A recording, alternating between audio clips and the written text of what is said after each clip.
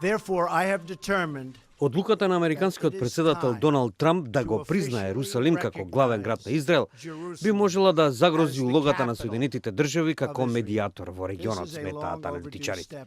Калет Елгинди од Институтот Брукингс вели дека ова можеби е крај на нешто што се нарекува мировен процес предводен од Соединетите држави. I can't imagine how a Palestinian leadership will be able to go forward with any American-sponsored peace process after something like this. I mean, the Palestinian public wouldn't allow it.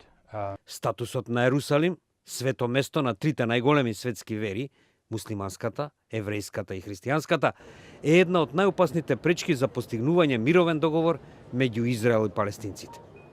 Овој потек исто така покренува низа прашања и во врска со предложеното решение за две држави меѓу Израел и палестинците.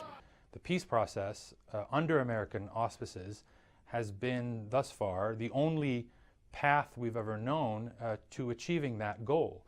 So in the absence of that, nobody knows if it's possible to achieve a two-state solution through some other means.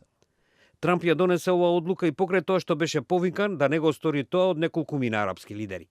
Тој со тоа ја потврди неговата политика спрема Израел како главен сојузник на Соединетите држави на Блискиот Исток. Критичарите велат дека одлуката за признавање на Ерусалим како главен град на Израел е надвор од политичката реалност на теренот. Таа исто така ризикува дополнително да го разгори регионот кој веќе е зафатен со конфликти во Сирија, Ирак и Јемен. Одлуката на Трамп најверојатно ќе ги задоволи неговите главни поддржувачи, републиканските конзервативци и евангелиските христијани, кои представуваат важен дел од неговата политичка база. Трамп при донесувањето на одлуката действувал според законот од 1995 година, кој бара од Соединетите држави да ја пренесат својата амбасада во Ерусалим.